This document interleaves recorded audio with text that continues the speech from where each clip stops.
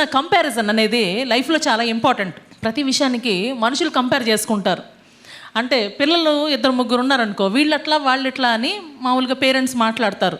అట్లాగే ఫ్రెండ్స్ ఉన్నారనుకో, మన కర్మ కానీ మనకన్నా బాగా చదివే ఫ్రెండ్ ఒకడు ఉండాలి. అప్పుడేమవుద్ది, నీ ఫ్రెండ్ చూడు ఎన్ని మార్కులు నువ్వు ఉన్నావు, ఎందుకు ఇక షురు. కంపారిజన్ అనేది జీవితంలో చాలా మందికి వస్తుంది. బైబుల్ క్యారెక్టర్స్లో మనం చూస్తే కంపేర్ చేయబడ్డ వాళ్ళు ఎవరైనా ఉన్నారు? అసలు మోషే గారిని ఎవరితో ఉన్నా పోల్చగలరా? దావీదు దేవుని హృదయానుసారని చెప్తారు. దావీదు కంపారిజన్ సౌలుతో ఉంటుంది. సౌలు కన్నా మంచోడు దావీదు, నా హృదయానుసారుడైన మనిషిని నేను కనుగొన్నాను అని దేవుడు పోలుస్తారు. అలా బైబిల్లో నార్మల్గా కంపారిజన్స్ ఉండవు. ఈ కంపారిజన్స్ అంతా కొత్త నిబంధన వచ్చేటప్పుడు కల్లా శిష్యులు, వీళ్ళు గొప్ప వాళ్ళు గొప్ప, నేను గొప్ప నువ్వు గొప్ప, ఈ గోల ఎక్కువ ఉండేది వాళ్ళకే.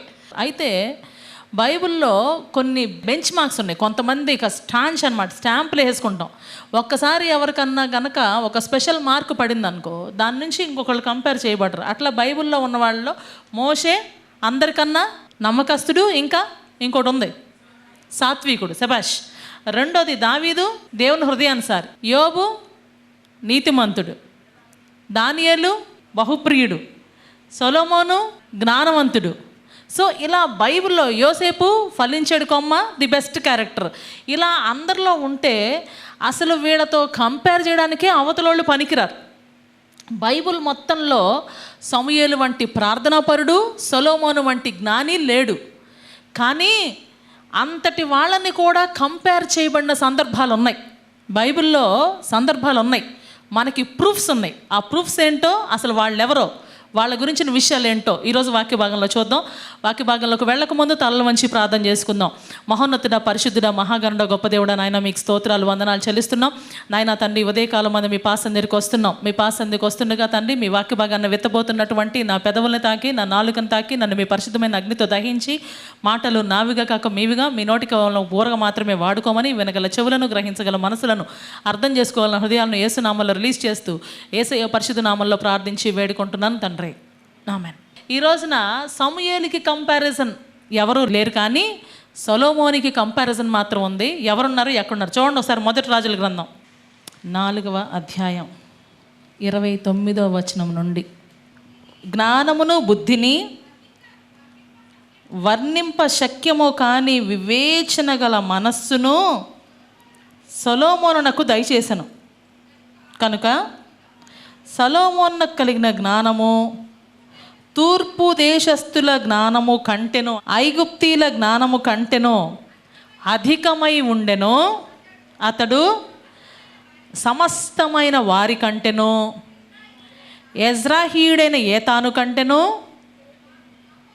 మహోలు కుమారుడైన హేమాను, కల్కోను, దర్గాను వారి కంటెను జ్ఞానవంతుడై ఉండెను. కనుక అతని కీర్తి చుట్టూనున్న జనములలో వ్యాపితమాయను. సొలొమోను యొక్క జ్ఞానాన్ని కొంతమందితో కంపేర్ చేస్తున్నారు. నిజానికి సొలొమోన్తో జ్ఞానంతో కంపేర్ చేయగలిగినంత అంత గొప్పోళ్ళు ఎవరు లేరు. అలాంటిది కంపేర్ చేశారు అంటే అసలు వాళ్ళేంటో మనం చూడాలి. అంటే ఈరోజు సొలొమోను గురించిన కంపారిజన్లో అద్భుతమైనటువంటి విషయాలు ఒక్కొక్కటి చూద్దాం. ఇప్పుడు మొట్టమొదటిది ఏంటయ్యా అంటే తూర్పు దేశస్థుల జ్ఞానం. తూర్పు దేశస్థులు అనేవాళ్ళు సామాన్యులు కాదు. తూర్పు దేశస్థులు చాలా చాలా చాలా జ్ఞానం, అంటే వాళ్ళు ఖగోళ శాస్త్రంలో నిష్ణాతులు. వాళ్ళకున్నటువంటి ఎంత షార్ప్ బ్రెయిన్ అంటే ఆకాశంలో చుక్కల్ని బట్టి, ఆకాశంలో నక్షత్రాలని బట్టి, ఆకాశం కదిలే విధానాన్ని బట్టి కింద జరగబోయే వాటిని ఊహించగల బ్రెయినీ ఫెలోస్ వాళ్ళు. అందుకనే మీరు తూర్పు దిక్కు చుక్క పుట్టే మేరమ్మ పాట పాడతారు కదా, ఆ పాట పాడడానికున్న రీజన్ అదే. సో అలాంటి స్పెషలైజ్డ్ పీపుల్ వాళ్ళు, వాళ్ళకున్న ప్రత్యేకత ఏంటయ్యా అంటే వాళ్ళు ఆకాశంలో ఉన్న గుర్తులు చూసి చెప్పగల వాళ్ళు. అలాంటి వాళ్ళకన్నా సొలొమోను గొప్పవాడు. అంటే వాళ్ళు ఆకాశంలో పుట్టినాక చెప్తారేమో, ఈయన పుట్టకముందే చెప్పగలడు. నంబర్ 1. రెండోది ఎవరయ్యా అంటే నెక్స్ట్ చెప్పబడిన వాళ్ళు ఎవరు? ఐగుప్తీల జ్ఞానం. ఐగుప్తుల జ్ఞానంలో ఉన్న స్పెషాలిటీ ఏంటంటే పిరమిడ్స్ని కట్టిన వాళ్ళు ఐగుప్తీలు. ఈజిప్ట్లో స్పెషాలిటీ ఏంటి? పిరమిడ్స్. పిరమిడ్స్లో ఏంటి? ఇన్ని వందల సంవత్సరాల తర్వాత కూడా చనిపోయిన శరీరాలు పాడవకుండా ఉంచగలిగినటువంటి కెపాసిటీ వాళ్ళ సొంతం. చనిపోయిన శరీరాన్ని పాడవకుండా చెయ్యగలిగినటువంటి జ్ఞానవంతుల కన్నా సొలొమోను గొప్పవాడు. ఆమేన్, హల్లెలూయా. అంటే సొలొమోనుకు ఉన్నటువంటి సూపర్ న్యాచురల్ విజ్డమ్ ఏంటో చెప్తున్నారు. అట్ ద సేమ్ టైం వీళ్ళు కూడా తక్కువోళ్ళు కాదు, వీళ్ళు కూడా తక్కువోళ్ళు కాదు. ఇక్కడ మనం చూస్తూ ఉంటే ఒక్కొక్కళ్ళ జ్ఞానం ఒక్కొక్క రకంగా ఉంటుంది. సో ఇక్కడ ఇంపార్టెంట్ ఏంటంటే తూర్పు దేశపు జ్ఞానాన్ని దాటిపోయింది, అట్లాగే ఐగుప్తీల జ్ఞానాన్ని కూడా దాటిపోయింది. అయితే సరే దేశం దేశం అని చెప్పారు, బాగానే ఉంది. ఈయనేమో సింగిల్ పర్సను, అక్కడేమో దేశాలతో కంపేర్ చేశారు. ఇక్కడ ఏం చేస్తున్నారంటే ఇప్పుడు మనుషుల దగ్గరికి వచ్చారు. చూడండి ఒకసారి వాళ్ళ గురించి చూస్తూ ఉంటే, అతడు సమస్తమైన వారి కంటెను, ఎజ్రాహీడైన ఏతాను కంటెను, మహోబు కుమారుడైన హేమాను, కల్కోను, దర్గా అని వారి కంటెను జ్ఞానవంతుడై ఉండెను. 4 పేర్లు చెప్పబడ్డాయి. ఎజ్రాహీడైన ఏతాను, హేమాను కూడా ఎజ్రాహీడైన హేమానే అని అంటారు, కల్కోను, దర్గా అని వీళ్ళంతా అసలు ఎవరు, వీళ్ళెవరు, బైబిల్లో వీళ్ళు ఎక్కడున్నారు, వీళ్ళు చేసిన పని ఏంటో ఈరోజు మనం చూడబోతున్నాం. వాళ్ళ గురించినటువంటి విషయాలు మనం తెలుసుకుంటే కానీ వాళ్ళతో సొలొమోన్ని ఎంత కంపేర్ చేశారనే విషయం మనకు తెలియాలి. వీళ్ళ గురించి చూస్తూ ఉంటే కనుక బైబిల్లో కీర్తనల గ్రంథంలో ఈ ఎజ్రాహీడైన హేమాను, ఏతాను చెరొక కీర్తన రాశారు. వీళ్ళకున్నటువంటి గొప్ప ఇదేంటంటే ఎజ్రాహీయుడు అనేది వీళ్ళకున్నటువంటి బిరుదు. అంటే ఒక్కొక్క మినిస్ట్రీలో ఒక్కొక్క స్పెషాలిటీ ఉంటుంది. ఇక్కడ ఉన్నటువంటి స్పెషాలిటీ ఏంటంటే విజ్డమ్, జ్ఞానం. ఈ జ్ఞానంలో వీళ్ళేంటి వాళ్ళేంటి అనే విషయాన్ని కనుక మీరు చూస్తూ ఉంటే వీళ్ళ గురించినటువంటి విషయాలు చూడండి ఒకసారి. మొదటి దినవృత్తాంతములు, 1 Chronicles 15th chapter 17th verse. వీళ్ళందరూ ఎవరు?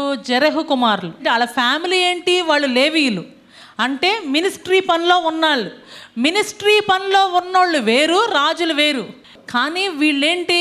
వీళ్ళు పాస్టోరియల్ కాలింగ్ కలిగిన వాళ్ళే, కానీ బ్రెయిన్స్ మాత్రం చాలా షార్ప్గా ఉన్నోళ్ళు.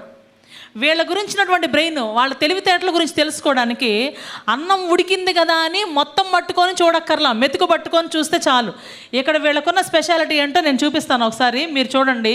కీర్తనలు 88 వీళ్ళిద్దరూ రాస్తారు. ఇందాక హేమాన్ పేరు వచ్చిందా? సొలొమోన్తో కంపేర్ చేశారు. హేమాన్ పేరు వచ్చింది కదా, ఆయన రాశాడు. ఆయన ఏంటంటే ఆయన కష్టాలకి సొల్యూషన్ చెప్తున్నాడు. హేమాన్ మనుషులందరి కష్టాలకి ఒక సొల్యూషన్. మీకు నాకు కష్టం లేని వాళ్ళు ఎవరైనా ఉన్నారా? లేరు. అందరికీ ఏదో కష్టాలు ఉంటాయి. అటువంటి పరిస్థితుల్లో కష్టాలకు సొల్యూషన్ చెప్తున్నారు. ఒకసారి చదవండి. యెహోవా నాకు రక్షణకర్తయగు దేవా, రాత్రివేళ నేను నీ సన్నిధిని మొరపెట్టున్నాడు. పెడుతున్నాడు రాత్రివేళ నేను మొరపెడుతున్నాను దేవా, నా ప్రార్థన నీ సన్నిధిని చేరునుగాక. నా మొరకు చెవియొగ్గుము. నేను ఆపదలతో నిండి ఉన్నాను. నా ప్రాణము పాతాళమునకు సమీపించి ఉన్నది. సమాధిలోనికి దిగువారిలో నేను ఒకనిగా ఎంచబడితిని. మునిగిపోయి ఉన్నాడు. ఎవరు? హేమాన్ అని మాట్లాడి కష్టాలకి సొల్యూషన్ చెప్పగలిగినటువంటి వ్యక్తి హేమాన్. ఈ రోజున మనం ఎంత దేవుని దగ్గర ఫెయిత్ఫుల్గా ఉన్నా మనకి కార్యాలు జరగట్లా. అందరికి కార్యాలు జరుగుతుంటే ఏమనిపిస్తుంది మనకి? మామూలు ఎవరి భాషలో వాళ్ళు తిట్టుకుంటారు. సో ఆ తిట్లని తిట్టుకునే వాళ్ళందరి కోసం ఈ రోజున హేమాన్ ఒక సొల్యూషన్ చెప్తున్నాడు. సొలొమోన్ చాలా సొల్యూషన్స్ చెప్పాడు కదా, కానీ ఈయన కూడా ఒక సొల్యూషన్ చెప్తున్నాడు. చదువు, కంటిన్యూ చేయి. సమాధిలోనికి దిగువారిలో నేను ఒకనిగా ఎంచబడితిని. నేను త్రాణలేని వాని వలె అయితిని. చచ్చిన వారిలో విడవబడిన వాడనైతిని. నేను సమాధిలో పడి ఉన్న హతులలో ఒకని వలె అయితిని. నీవిక స్మరింపని వారి వలె అయితిని. వారు నీ చేతిలో నుండి తొలగిపోయి ఉన్నారు కదా. అగాధమైన గుంటలోను చీకటి గల చోట్లలోను ప్రశ్నలు అడుగుతున్నాడంటే ఇక్కడ అన్నీ ఆయన బాధలనే చెప్తున్నాడు. నేను చచ్చిపోతున్నాను ప్రభువా, సింపుల్గా అదే. సమాధిలోకి దిగువాని వల్లే ఆగితిని అని సొఫిస్టికేటెడ్గా రాసినా అక్కడ ప్రభువా నేను చస్తున్నాను, ఇక్కడ నీకు కనపడుతుందా? ఇది మాట. ఒక మాట అంటాడు ఇక్కడ చూడు, 9వ వచనం చదువమ్మా. బాధ చేత నా కన్ను క్షీణించుచున్నది. యెహోవా ప్రతిదినము నేను నీకు మొరపెట్టుచున్నాను. ఇందాక ఏమన్నారు? ఒకసారి రాత్రి జాములో మొరపెడుతున్నాను అన్నాడు ఫస్ట్ స్టార్టింగ్లో. ఇక్కడ ఏమంటున్నాడు? ఒకరోజు ఒక రాత్రి చేసి ఊరుకోవట్లా. కొంతమంది అంటారు అప్పుడప్పుడు ప్రార్థన చేస్తారు, అప్పుడప్పుడు ప్రార్థన చేసి అద్భుతాలు ఎక్స్పెక్ట్ చేస్తారు. ఎవరు ఈడు మీకు అద్భుతాలు? అప్పుడప్పుడు చేస్తే అప్పుడప్పుడు జరుగుతాయి.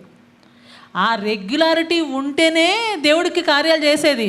యాకోబు ఏమన్నాడు? నీవు నన్ను ఆశీర్వదించితేనే కానీ నేను నిన్ను వదిలే ప్రసక్తే లేదు. అడగకుండా ఉంటే పనులవు, అడిగితేనే పనులు అవుతాయి. ఆమెన్, హల్లెలూయా. ఇక్కడ ఏం చేస్తున్నారంటే ఆయన చెప్తున్న మాట, ప్రతిదినము నేను నీకు మొర్రపెట్టుచున్నాను, నీ వైపు చేతులు చాపుతున్నా. చదువు, కంటిన్యూ చేయి. మృతులకు నీవు అద్భుతములు చూపేదవా? అదిగదిగా చచ్చిపోయిన వాళ్ళు చూపిస్తావు దేవా, నా చూపించకపోతే నా చూపివా నువ్వు చదువు. ప్రేతలు లేచి నిన్ను స్తుతించెదరా, సమాధిలో నీ కృపను ఎవరైనా వివరింతురా, నాశన కూపంలో నీ విశ్వాస్యతను ఎవరైనా చెప్పుకొందురా, అంధకారంలో నీ అద్భుతములు తెలియనగునా. దేవుణ్ణి ప్రశ్నించగలిగే అంతటి వ్యక్తి.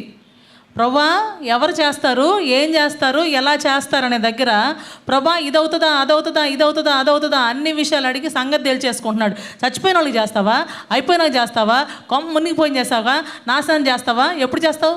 యెహోవా నేను నీతోనే మనవి చేయుచున్నాను. వింటున్నావు ప్రభా, వినపడుతుందా? నేను నీతోనే మనవి చేస్తున్నా. చెప్పకుండా ఉన్నవేంది ఎన్నాళ్ళు బట్టి మాకు? నేను నీతోనే మనవి చేస్తున్నాను. ఉదయం నా ప్రార్థన నిన్ను ఎదుర్కొను. హల్లెలూయా హల్లెలూయా. రాత్రి ప్రార్థన చేశాడు, ఉదయమున ప్రార్థన చేశాడు. మీలో ఎంతమంది ఉదయాన్ని ప్రార్థన చేస్తారు? సో పొద్దున్నే లేచి ప్రార్థన చేశామంటే విజయం మనకే యేసునామములో. ఉదయకాలమున లేచి దేవునికి మొరపెడితే ఈ సమస్యల లిస్ట్ ఉంది ఇక్కడ. ఎన్ని సమస్యలు ఉన్నాయి? నేను చచ్చిపోయే పరిస్థితుల్లో ఉన్నాను, నాకు ఒంట్లో ఓపిక లేదు, నా సమాధిలో పడిపోతున్నాను, నాశనం అయిపోతున్నాను, మనుషులు గుర్తు చేసుకోలేనట్టు అయిపోతున్నాను, అన్ని కష్టాలన్నీ ఉన్నాయి. ఏదన్నా సరే పని మాత్రం అయిపోద్ది యేసునామములో. ఆమేన్. సమస్యకి సొల్యూషన్ ఇచ్చినటువంటి వ్యక్తి హేమాన్. సో సొలొమోను మహారాజు మొత్తం కూడా సామెతలు రాస్తారు, ప్రసంగి రాస్తారు. ఆయన రాసినవన్నీ చాలా అద్భుతాలే. వాటన్నిటిలో చెప్తా సొల్యూషన్స్ కొన్ని రాస్తారు. ఇక్కడ వీళ్ళు కూడా కొన్ని సొల్యూషన్స్ ఇచ్చారు. ఆ రోజుల్లో సొలొమోను రాజుగా అవ్వకముందే వీళ్ళు ఆ దేశపు జ్ఞానులు. ఆమేన్. జెరహు కుమారుల్లో ఫ్యామిలీయే బ్లెస్సింగ్. ఆ తర్వాత ఇంకొక వ్యక్తి కూడా ఉంటాడు, కల్కోలు అని. కల్కోలు అంటే పోషణ అని అర్థం. ఆ వ్యక్తి గురించి ఎక్కువ ఉండదు, కానీ మనకి హిస్టరీ చూస్తే తెలుస్తుంది. కల్కోలు అనే వ్యక్తి, అక్కడ రాసిన వాళ్ళలో కల్కోలు అనే వ్యక్తి ఉన్నాడు. అతను ఏం చేస్తాడంటే ఇతరులకి పోషణాధారం ఎలా ఉంచుకోవాలి, ఎలాగా మనుషులు అంటే ధాన్యాన్ని ఎలాగ దాచిపెట్టుకోవాలి, ఎలా పాడవకుండా ఉంచుకోవాలి, ఇవన్నీ కనుక్కున్నటువంటి వ్యక్తి కల్కోలు. సో ఆయన గురించిన ఇన్ఫర్మేషన్ అంతవరకే మనకు దొరుకుద్ది. దాని తర్వాత కనుక చూస్తే ఎజ్రా హేట్ అయిన హేమాను, ఎజ్రా హేట్ అయిన ఏతాను. ఈ ఏతాను గురించి చూడండి, 89వ కీర్తన. ఎజ్రాహీయుడైన ఏతాను రచించిన దైవ ధ్యానం. అది ఈయన ఎన్ని సొల్యూషన్స్ చెప్పాడు చూద్దాం. ఆయన ఏం చెప్పాడు? ఎంత ప్రాబ్లం ఉన్నా దేవుణ్ణి మాత్రం ఉదయకాలం ఎదుర్కోండి. చలి వల్ల నిద్ర లేవలేకపోతారు, ఒక్కటే కూర్చోండి. చలి ముఖ్యమా, సమస్య ముఖ్యమా? జవాబు కావాలా వద్దా? చలి పడుతుంది, మీకు ఎవరన్నా 10,000 ఫ్రీకి ఇస్తారన్నారు, పొద్దున్న వెళ్ళి కూర్చోరు అక్కడ. ఎందుకు? 10,000. దేవుని మాట కోట్ల రెట్లు గొప్పది.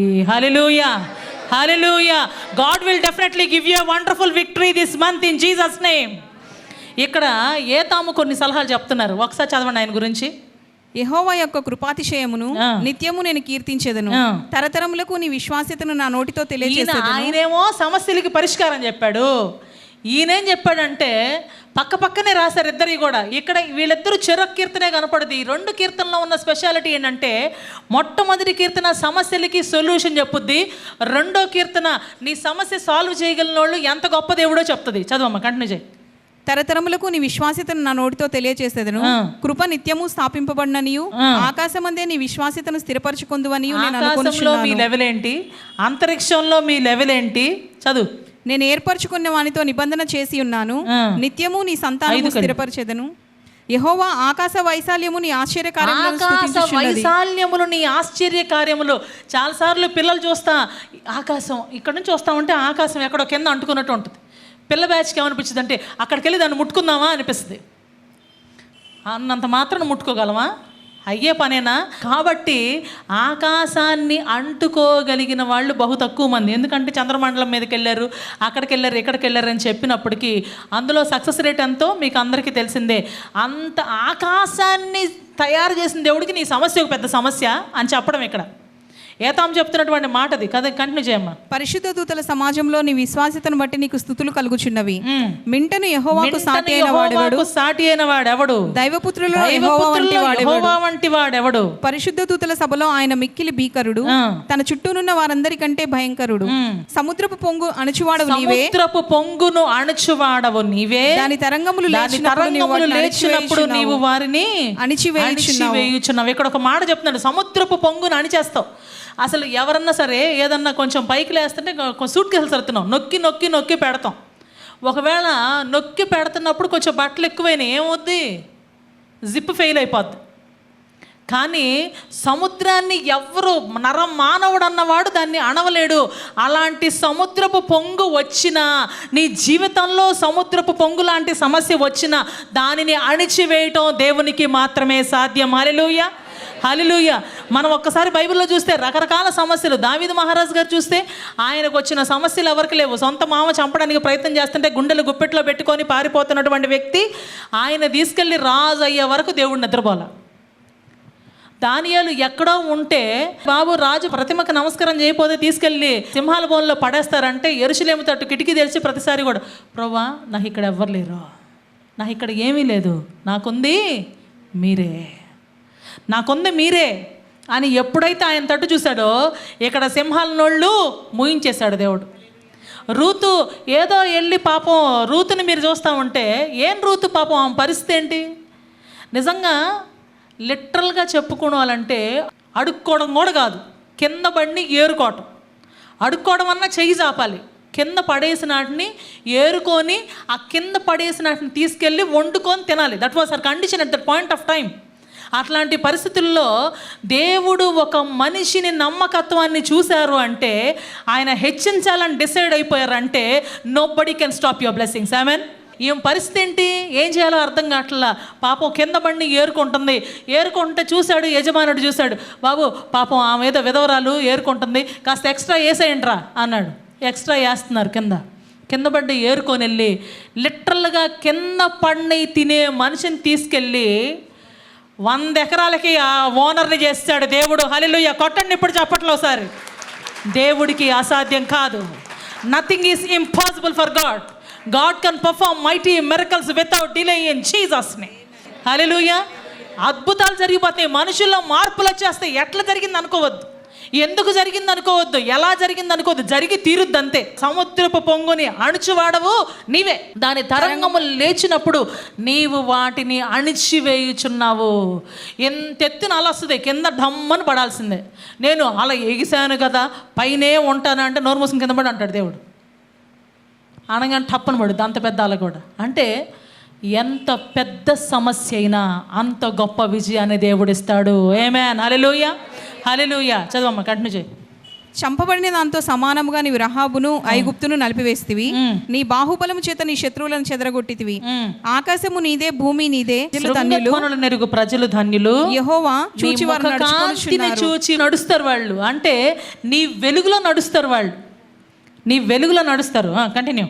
నీ నామమును బట్టి వారు దినమెల్లా నామమును బట్టి వారు దినమెల్లా హర్షించున్నారు. ఎందుకంటే సమస్య నీకు అంతుంటే నా దేవుడికి ఎంత ఉండాలి, నీకు అంతుంటే నా దేవుడికి ఎంత ఉండాలి. నీ సమస్య అయ్యో ల్యాండ్ ఇష్యూ అక్క అవ్వట్లేదు అక్క, అయిపోతుంది యేసునామములో. ఆమేన్. హల్లెలూయా. దేవుడు విడుదల కలుగ చేయబోతున్నాడు. ఆమేన్. హల్లెలూయా, హల్లెలూయా. రీబాబా షందరమసిలరదరబాబా షకదరబాబా సిలరకందరబా. దేవుడు అద్భుతాలు చేస్తారు, దేవుడు ఆశ్చర్యకార్యాలు జరిగిస్తాడు. ఎలా జరుగుతుంది అనేది ఆలోచించద్దు, జరుగుద్ది అని నమ్మండి అంతే. జరుగుద్ది అంతే, జరిగి తీరుద్ది. ఈ రోజున ఎంతో ఆశతో వస్తాం దేవుని సన్నిధికి, ప్రభు కార్యాలు చేయాలని ఎంతో కోరికతో వస్తాం. ఆ కోరికతో వచ్చినప్పుడు మన కోరికని సిద్ధింపజేసి మన ఆలోచన యావత్తు సఫలపరచగల దేవుడు మనకున్నాడు. ఆమేన్. ఎంతది సముద్రపు పొంగు అణిచేసేవాడు. సముద్రపు పొంగు అణిచేస్తే ఇదేం పెద్ద సమస్య, ఈ సమస్యని విసిరవతలు కొట్టగలడు దేవుడు. అది ఎంత పెద్ద రోగమైనా, ఎంత పెద్ద ఏడుపైనా, ఎంత పెద్ద అప్పైనా, ఎంత పెద్ద కుటుంబ సమస్య అయినా యేసునామములో ఎగిరిపోవునుగాక. ఏతాము ఇప్పుడు చెప్తా ఉన్నాడు, చూడండి, కంటిన్యూ చేయి. అక్కడ నీ నీతి చేత హెచ్చింపబడుచున్నారు, వారి బలమునకు అతిశయాస్పదం నీవే. ఆయన బలం కలుగు చేసే దేవుడు మనకి బలం ఇస్తారు ఈ రోజున. అందుకనే మనకిచ్చే వాక్యం చదవమ్మ, కంటిన్యూ చేయి. నీ దయచేతనే మా కొమ్ము హెచ్చించబడి. ఎందుకంటే మేము రాత్రి మీ సంధికి వస్తున్నాం, పొద్దున మీ సంధికి వస్తున్నాం. మా పని గ్యారంటీగా అయిపోద్ది, మా కొమ్ము హెచ్చించబడుతుంది. మా కేడము యెహోవా వశము. మా రాజు మా ఇశ్రాయేలు రాజు పరిశుద్ధ ఇశ్రాయేలు దేవునివాడు. పరిశుద్ధ దేవునివాడు. అప్పుడు నీవు దర్శనమున నీ భక్తులతో ఇక ఇట్లా ఆయన సెలవిచ్చి ఉంటివి. చెయ్యలేని పని అంటూ ఏమీ లేదు అని ప్రవ్వా ఇక ఈయన ఏతాను గుర్తు చేస్తున్నాడు అనమాట. ఏమని? నా సేవకుడైన దావీదుని నేను కనుగొన్నాను, దావీదుకి సింహాసనం వేస్తాను అని చెప్పావు కదా ప్రవ్వా అని ప్రామిసెస్ గుర్తు చేస్తున్నాడు. చూడండి ఒకసారి, ఆయన కొన్ని ప్రామిసెస్, దేవుడిచ్చిన ప్రామిసెస్ని మర్చిపోతాం. చాలామందికి ప్రామిస్ అనగానే ఏంటి, దేవుడిచ్చిన ప్రామిస్ అంటే ఏంటి? సంవత్సరం ఫస్ట్ రోజు వచ్చే ప్రామిస్ కార్డు అదేగా, అది ఎటు ఉంటుంది. అది ఉంటుండగా మనకి దేవుడు చాలా వాగ్దానాలు ఇస్తారు. ఆ వాగ్దానాలు ఎత్తి దేవుని సన్నిధిలో అడిగితే విజయం వస్తుంది, అడగకపోతే కాదు. నా సేవకుడైన దావీదును నేను కనుగొనుచున్నాను, నా పరిశుద్ధ తైలముతో అతను అభిషేకించి ఉన్నాను, నా చెయ్యి ఎడతెగక అతనికి తోడై ఉండును. ఆయన చెయ్యి తోడై ఉంటే ఇక లేదంటూ ఏమన్నా ఉందా? ఇంకేం లేదు కదా. నేను వస్తా పద నీతో అన్నాడు అనుకో, ఇంకేంటి ఇంకక్కడ జీవితం ధన్యమైపోద్ది. అట్లాంటిది నీ భుజమే చెయ్యేసా నడువిక, నేను వస్తున్నాను నీ వెనకాల నడువు అన్నాడు అనుకో, ఇంకేంటి ఇంక చాలు జీవితానికి. నా బాహుబలము అతని బలపరచును, ఏ శత్రువును అతని మీద జయమునందడు, దోషకారులు అతని బాధపరచరు, అతని ఎదుట నిలవకుండా అతని విరోధులను నేను పడగొట్టేదను, అతని మీద పగపట్టు వారిని మొత్తెదను, నా విశ్వాస్యతయు నా కృపయు అతనికి తోడైయుండును, నా నామమును బట్టి అతని కొమ్ము హెచ్చింపబడును, నేను సముద్రం మీద అతని చేతిని, నదుల మీద అతని కుడి చేతిని ఉంచెదను, నీవు నా తండ్రివి, నా దేవుడవు, నా రక్షణ దుర్గము అని అతడు నాకు మొరపెట్టును. ఇక్కడ ఏం చెప్తున్నాడంటే, దావీదికి దేవుడిచ్చిన ఆశీర్వాదాలన్నీ కూడా ఒక్కసారి ఏతాను గుర్తు చేస్తున్నాడు. అంటే మనకేమి నేర్పిస్తున్నాడు? మీ జీవితంలో దేవుడు చాలా ప్రామిసులు, మీ ఇంటికి పాస్టర్ గారు వచ్చినప్పుడో లేదా మీరు పాస్టర్ గారి దగ్గరికి వచ్చినప్పుడో ఏదో ఒక విషయాల దగ్గర దేవుడు ప్రవచనాలు చెప్పుంటాడు కదా, కొన్ని వాక్యాల ద్వారా దేవుడు మాట్లాడి ఉంటాడు కదా, బైబిల్లో కొన్ని వర్సెస్ చూపించుంటాడు కదా, అవన్నీ రాసి పెట్టుకోండి ఫస్ట్. అవి రాసి పెట్టుకొని మీరు ప్రార్థన చేసుకునేటప్పుడు దేవుని దగ్గర వాక్యాలు క్లెయిమ్ చేసుకోండి. క్లెయిమ్ చేసుకుంటే విజయం కలుగుతుంది అని చెప్తున్నాడు ఇక్కడ ఏతాను. ఆమేన్, హల్లెలూయా. అంటే మనకి ప్రాబ్లమ్స్కి సొల్యూషన్ చెప్తున్నారు వీళ్ళిద్దరూ కూడా. ఈ అధ్యాయం అంతట్లో కూడా నిందలు, కష్టాలు, బాధలు, ఇరుకులు వచ్చినా దేవుణ్ణి నమ్ముకుంటే విజయం అని కనుక్కున్న వాళ్ళు హేమాను, ఏతాను. అంటే ఎజ్రాహీలుగా ఉంచబడిన వాళ్ళలో వాళ్ళకు ఒక నేమ్ అండ్ ఫేమ్ ఉంది. వాళ్ళ నేమే ఎజ్రాహీయుడు. ఆ నేమ్లో వాళ్ళు స్థిరంగా ఉన్నారు. చెరొక కీర్తన మాత్రమే రాశారు, కానీ వాళ్ళు అద్భుతంగా నిలబడ్డారు. దాని వెనకాల ఉన్న కారణం ఏంటంటే రాత్రిపూట ఉదయం ఎదుర్కొన్నారు. అందుకే సొలొమోను కన్నా ముందు వీరే జ్ఞానవంతులు. ఆమెన్, హల్లెలూయా. సొలొమోను కన్నా ముందే. అందుకే వీళ్ళ గురించి చెప్తా. ఒక్కసారి మీరు కానీ చూస్తూ ఉంటే ఫస్ట్ దినవృత్తాంతాలు 2వ అధ్యాయం 6వ వచనం. జరహు కుమారులు ఎంతమంది అమ్మా? 5. వాళ్ళ పేర్లు చెప్పు. జిమ్రీ, ఏతాను, హేమాను, కల్కోలు, దారా. అది.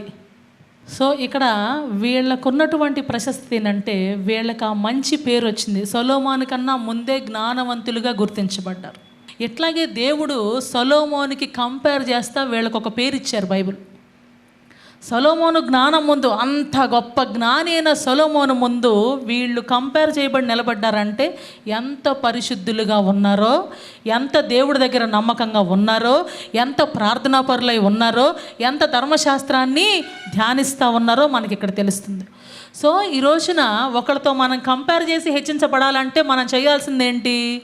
దేవుని సన్నిధిలో నమ్మకంగా ఉండటం. ఆమెన్. దేవుని దగ్గర కరెక్ట్గా ఉండటం, దేవుని దగ్గర స్థిరంగా ఉండటం. సొలొమోన్తో కంపేర్ చేయబడినటువంటి వీళ్ళు వాళ్ళ జీవితంలో ధన్యులు అయిపోయారు. సరే, అసలు వీళ్ళు ఉన్నారని కూడా పాపం ఎవరికి తెలియదు, కానీ బైబిల్లో దేవుడు రాయించి పెట్టారు. ఎజ్రాహీయుడైన హేమాను, ఏతాను అనే వాళ్ళ గురించి వాళ్ళు చక్కగా రాశారు. వాళ్ళు చాలా బాగా చేశారు. వీళ్ళందరికీ కల్కోను కానీ, దారా కానీ, వీళ్ళందరూ కూడా దేవుని దగ్గర చాలా ఫెయిత్ఫుల్గా నిలబడ్డారు. కాబట్టి గొప్పవారయ్యారు. వాళ్ళ గురించి ఎక్కువ వివరాలు లేవు, ఉన్న వివరాలు నేను మీతో పంచుకున్నా. కాబట్టి మీ సమస్య ఎట్టుదైనా సరే రాత్రికాలం, ఉదయకాలం దేవుని సన్నిధి ఎదుర్కోవడానికి వెళ్ళండి. దేవుణ్ణి అడగడానికి రెడీగా ఉండండి. రెండో ప్రాముఖ్యమైన సంగతి ఏంటంటే మీ ప్రామిసెస్ ఏదైతే ఉన్నాయో ఆ ప్రామిసులు రాసుకోండి. ఇది చేస్తున్నారు రాసుకొని ప్రతిరోజు దాని మీద చెయ్యి పెట్టండి. చెయ్యి పెట్టి ప్రార్థన చేయండి. విజయం యేసు నామములో తథ్యం. హల్లెలూయా, హల్లెలూయా. అది ఎట్టి సమస్య అయినా సరే, ఎంత పెద్ద ప్రాబ్లం అయినా సరే, ఎంత భయంకరమైన పరిస్థితి అయినా సరే, నజరేయుడైన యేసు నామములో డిసెంబర్ మంత్లో గొప్ప విజయం యేసు నామములో డిక్లేర్ అయిపోవును గాక. గొప్ప విజయాల్లో మనం నడుచుదుము గాక. గొప్ప సాక్ష్యాలు మనం చెప్పుకుందాము గాక. ఈ కార్యాలు పొందడం కోసం, ఈ కార్యాలు దేవుని దగ్గర నడిపించడం కోసం ప్రతి ఒక్కళ్ళు కూడా తల్లు వంచి ప్రార్థనాపూర్వకంగా దేవుని యొక్క సన్నిధిలో అడుగుదాం. దేవా, సొలొమోను అంతటి జ్ఞానికి కూడా కంపారబుల్ ఉన్నారు. ఈ రోజున మేము మీ భక్తులమే, మీ దగ్గర నమ్మకంగా ఉంటున్నాం. మాకు ప్రభువా విజయాలు అందరికీ ఇచ్చారు, మాకు కూడా కావాల్సిందే యేసునామములో, మాకు కూడా కావాల్సిందే. మీలో ఎంతమంది అయితే ఈరోజు అటువంటి విజయాలు కావాలనుకుంటున్నారో గెట్ యువర్ సెల్ఫ్ రెడీ. మీ చేతుల పైకి ఎత్తండి, నేను మీకోసం ప్రార్థన చేస్తాను. మీలో ఎటువంటి సమస్య ఉన్నా, ఎటువంటి ఇబ్బంది ఉన్నా, ఎటువంటి ఇరుకున్నా, ఎటువంటి వేదన ఉన్నా, ఎటువంటి బాధ ఉన్నా, ఎటువంటి రోగం ఉన్నా, అది యేసునామములో విడుదల విడుదల. ఆకాశమును భూమిని గతించినను నా మాటలు నిర్ధకము కానేరవు. ఈ అద్భుతమును మీరు స్వతంత్రించుకొందరు, ఈ ఆశ్చర్య కార్యమును మీరు చూచెదరు. నా కుమారులారా, నా కుమార్తెలారా, నేను మీ పట్ల కార్యములు చేసి మీకు విజయములు ఇచ్చెదను. ఇదే ప్రభువు యెహోవా వాక్కు. ప్రభువా, మీకు స్తోత్రాలు, వందనాలు చెల్లిస్తున్నాం. మీరు మాకు ఇచ్చిన ప్రతి మాటను బట్టి మీకు స్తోత్రం నాయన. ఆ విషయంలో మీరు నమ్మకంగా ఉండి ప్రతి ఒక్కళ్ళు కూడా దాన్ని స్వతంత్రించుకోవడానికి కావాల్సిన అర్హత యోగ్యత కలిగి ఉండి గొప్పగా దీవించబట్టకు సహాయం దయచేయమని వారి చుట్టూ మీ అగ్నికంచె కాపుదలు వేస్తూ గొప్ప విజయాలతో నింపుతూ యేసయ్య పరిశుద్ధ నామములో ప్రార్థించి వేడుకుంటున్నాను తండ్రి, ఆమేన్.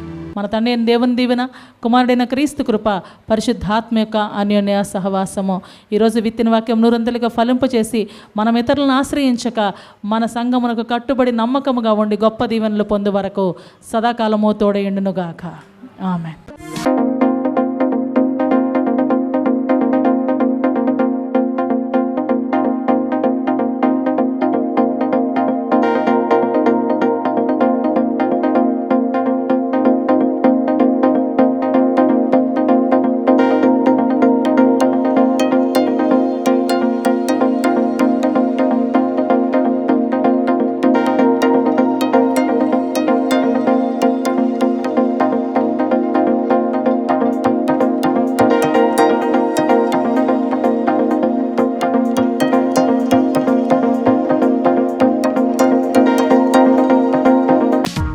దేవుడు మిమ్మల్ని దీవించును గాక.